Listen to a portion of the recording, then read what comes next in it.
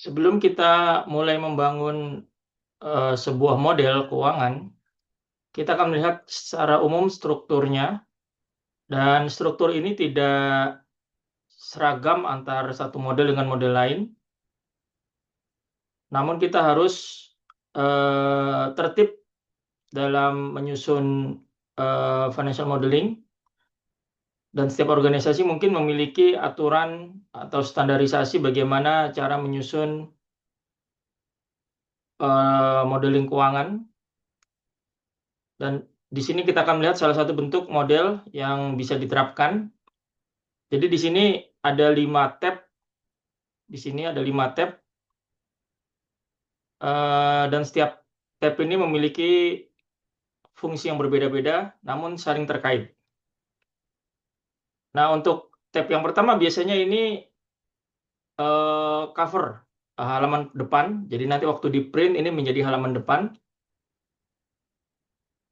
Entah kita bekerja sebagai konsultan yang menyusun financial modeling untuk klien, atau kita bekerja di perusahaan kita dan ditugaskan menyusun laporan keuangan financial modeling untuk suatu project, memang sebaiknya memang ada cover seperti ini. Jadi ini memberikan judul, dan ini akan menjadi bagian waktu nanti kita mencetak dokumen kita. Nah, ini halaman depan ini setiap organisasi mungkin berbeda-beda. Ini saya berikan contoh, misalkan kita sebagai konsultan, di sini akan ada nama nasabah, dokumen, tanggal dibuat, dan ini ada nama model kita beri nama, kita berikan judul, pembuatnya siapa, statusnya bagaimana, apakah sudah masih draft atau final. Nah, ini informasi-informasi ini eh, tiap organisasi akan berbeda-beda. Dan kalau ini klien kita, kita letakkan logo klien kita. Atau kalau kita bekerja di internal perusahaan dan kita ditugaskan menyusun financial modeling, ya di sini kita letakkan tempat kita bekerja. Nah, ini salah satu bentuk financial cover halaman depan. Kita lihat berikutnya, di tab berikutnya, dan ini hanya halaman depan saja, tidak ada yang lain di sini. Kita lihat di berikutnya di tab ringkasan. Nah, ringkasan ini sebenarnya hasil akhir. Hasil akhir setelah kita bekerja, ini hasil akhirnya seperti ini. Ini hasil akhir. Jadi ini hanya ringkasan eh, financial modeling kita. Dan ini yang mungkin akan kita tampilkan waktu kita mempresentasikan kepada atasan kita atau kepada klien kita. Ini hanya ringkasan. Jadi memang ini hasil akhir dari pekerjaan kita ini di ringkasan ini. Dan bentuknya akan berbeda-beda. Setiap financial modeling akan berbeda-beda. Ini hanya sebagai contoh saja. Dan tidak ada bentuk bakunya.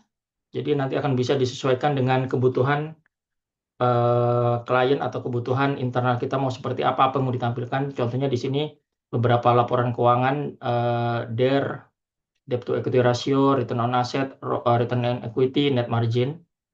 Nah, mungkin di industri lain mungkin ada yang relevan lagi seperti net interest margin di perbankan, atau beban operasional, pendapatan operasional, BOPO. Nah, itu. Nah, ini akan berbeda-beda tergantung. Jadi ini hanya contoh saja. Dan di berikutnya, tab berikutnya, jadi ini ada ini hanya khusus ringkasan saja ini. Hanya khusus ringkasan, dan di berikutnya kita lihat di sini ada asumsi, tab asumsi. Sesuai namanya, asumsi ini adalah asumsi-asumsi waktu kita melakukan proyeksi.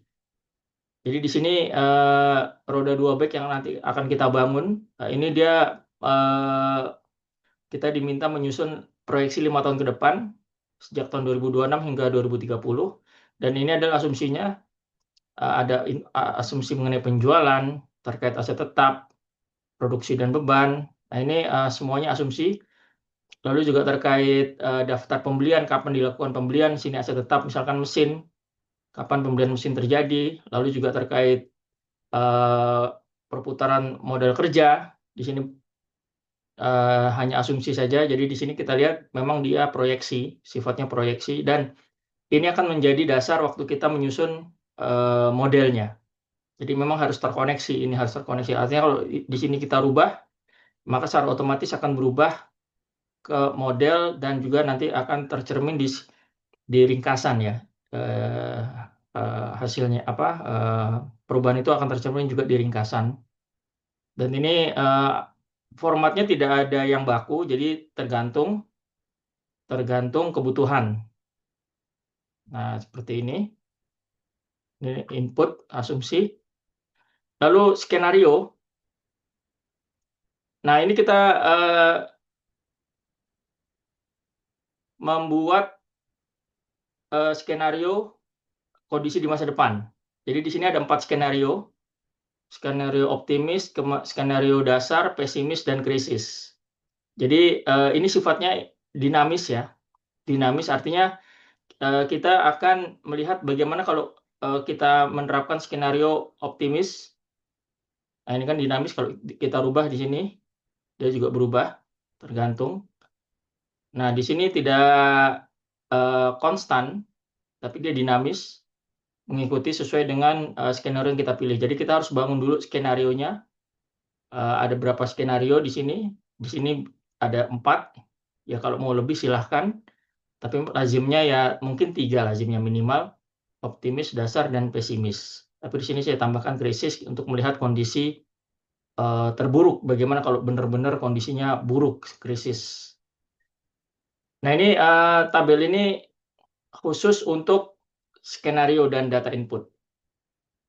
Dan model, kita beralih ke tab terakhir itu model. Dan model ini ibarat mesinnya. Ibarat mesin, jadi kita akan nyusun model kita di sini. Dan nanti kita akan tampilkan di ringkasan. Dan model ini disusun berdasarkan skenario dan asumsi dan input. Nah, ini engine-nya. Jadi kita akan bekerja di sini nanti, banyak sekali kita bekerja di sini membangun model di sini. Dan ini semuanya merujuk ke skenario dan asumsi. Semuanya merujuk ke sana sehingga kita bikin koneksi sehingga kalau terjadi perubahan pada angka-angka pada skenario atau di asumsi, itu akan langsung tercermin di sini secara otomatis. Nah, itu nanti akan kita lihat. Dan kalau kita lihat di sini, ya memang ini terlihat sangat rumit ya, karena kita belum melakukan. Kita lihat di sini ada berapa baris, sampai bawah ini sekitar 376 baris. Kita akan membangun ini perlahan-lahan satu persatu, dan ini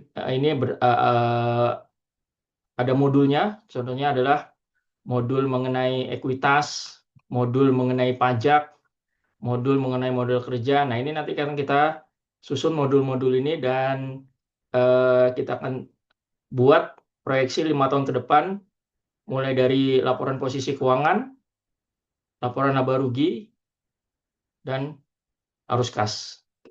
Nah, ini kita akan lihat di sini.